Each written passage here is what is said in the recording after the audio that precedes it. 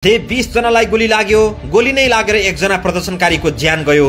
त्यस दिन अश्रु ग्यास पनि कति प्रहार भयो भनेर सबैलाई चासो छ। प्रहरीले घटनाको 4 दिनपछि पत्रकार सम्मेलन गर्दै 746 राउन्ड अश्रु ग्यास प्रहार भएको जानकारी गराएको छ। एयरपोर्टमा समेत ठूलो मात्रामा फ्युलहरू रहेको अवस्थामा त्यो एयरपोर्ट पनि कब्जा गर्ने यो ठूलो क्षति हुन सक्ने अवस्थालाई ध्यानमा राखेर 14:54 बजे पहिलो पटक प्रहरीद्वारा गोली प्रहार गरिएको थियो। तर ठूलो परिमाणमा 746 राउन्ड अश्रु ग्यास प्रहार गर्दा ती सबै डेट एक्सपायर थिए। यस्ता म्याद गुज्रिएका मिसाइलहरू अत्याधिक हानिकारक हुन्छन्। तिनकुनेमा भेटिएका अश्रु ग्यासका खोकाहरू प्राय 10-15 वर्ष अघि नै एक्सपायर भइसकेका थिए। प्रहरीले नागरिकको जीवधनमाथि गम्भीर लापरवाही गरिरहेको यहीबाट देखिएको छ। पहिलो नम्बरमा म्याद सकिएका माल वस्तुले कुनै सकारात्मक असर दिन्थ्यो भने 3-4 घण्टाको बीचमा 746 राउन्ड फायर गर्न प्रहरीलाई जरुरी पर्ने थिएन। कम असर देखिएकै कारण प्रहरीले संख्याका हिसाबले यति ठूलो संख्यामा टियर ग्यास प्रहार गर्नु पर्यो। दोस्रो नम्बरमा यस्ता एक्सपायर टियर ग्यासले सर्वसाधारणको स्वास्थ्यमा ठूलो असर पुर्याउने गर्दछ। तपाईलाई म भनौं, आज भन्दा 10-15 वर्ष अगाडि जब जुन टियर ग्यास प्रहरीले प्रयोग गर्थ्यो त्यो हेर्नुस् त, मान्छे एक पटक चाहिँ नि त्यो आन्दोलनमा आइसकेपछि त्यही दिन फेरि फर्केर पनि आउँथेन। अहिले त त्यो टियर ग्यास टिपी गोजीमा हालेको जस्तो गरेर लिएर हिँड्छ। त्यो भने के त्यसको असर चाहिँ नि नदेखिएको।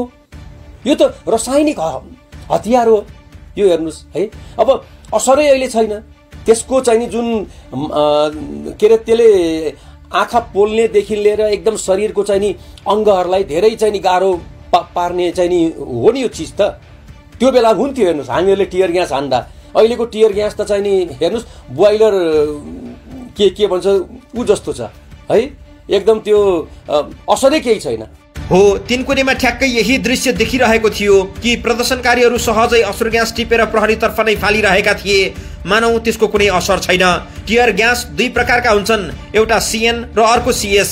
सीएस टियर ग्यासहरूले आँसुको बलिन्द्र धारा खसाइदिन्छ र पिरो बनाइदिन्छ, तर स्वास्थ्यका हिसाबले खास असरदार हुँदैनन्। तर सीएन प्रकृतिको टियर ग्यासहरू स्वास्थ्यका हिसाबले विष बराबर हो।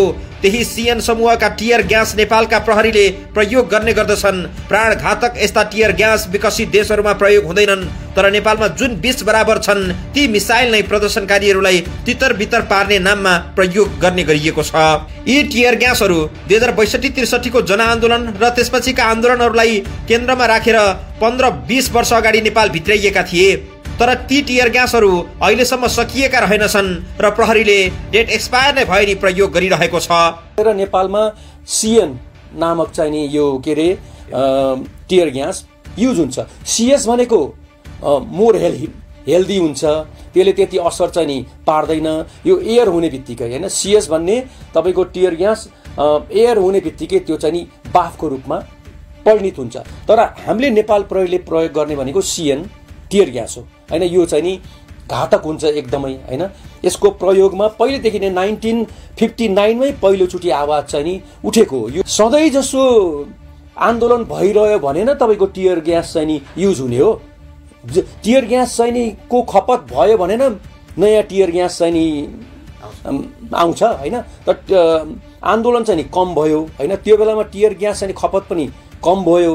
तर अब अहिले आन्दोलनको चाहिँ नि सिजनै जस्तो सुरु भएको छ। त्यही पनि पुरानो स्टक अहिलेसम्म पनि नसिद्धिएको छैन अवस्था छ।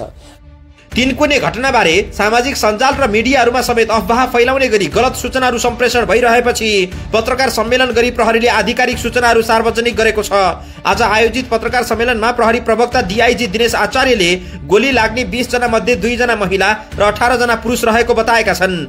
गोली लागेर घाइते भएका मध्ये 13 जना अस्पतालमा उपचाररत छन्। आचार्यका अनुसार आन्दोलनका क्रममा जम्मा 58 राउन्ड गोली प्रहार भयो। यस्तै tear gas 746 round, blank fire 192 पटक भएको थियो। 2 वटा गोली पिस्तोलबाट प्रहार भएको देखिएको छ। प्रदर्शनकारीको आक्रमणमा परि 55 जना नेपाल प्रहरी र 23 जना सशस्त्र प्रहरी घाइते भएको जानकारी गराइएको छ। प्रहरीको बल प्रयोगबाट प्रदर्शनकारीतर्फ 53 जना घाइते भएका छन्।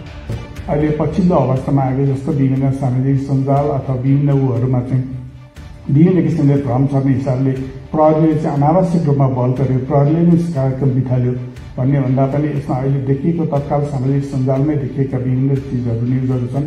त्यहाँ भएका फुटेजहरू छन्, विभिन्न CCTV क्यामेराले खिचेका फुटेजहरू छन्, विभिन्न न्युज एजेन्सीले लिएको फुटेजहरूमा सम्पूर्ण रूपमा हेर्दाखेरि प्रहरीले त्यहाँनिरको एकदमै भयावह स्थितिलाई नियन्त्रणको लागि minimum use of force use गरेको अवस्था छ र प्रहरीले यो कुनै पनि हिसाबले कार्यक्रम बिटोल्ने उद्देश्य नभइकन स्वतन्त्र अराजक गतिविधि आपराधिक गतिविधिलाई नियन्त्रित गर्नको लागि चाहिँ मिनिमम फोर्स युज गरेको भन्ने कुराको पनि म यहाँ सम्पूर्ण पत्रकार महोदय मार्फत आम मानिसमा यो कुराहरूको चाहिँ सञ्चार होस् भन्ने उद्देश्यको साथ प्रहरीले ठूलो संयम त अपनाएका कारण ठूलो मानवीय क्षति हुन नपाएको बताइरहँदा आज स्वयं प्रहरीले सार्वजनिक गरेको तथ्यहरूले केही घण्टाका बीचमा प्रहरीबाट ठूलो मात्रामा बल प्रयोग भएको देखिएको छ।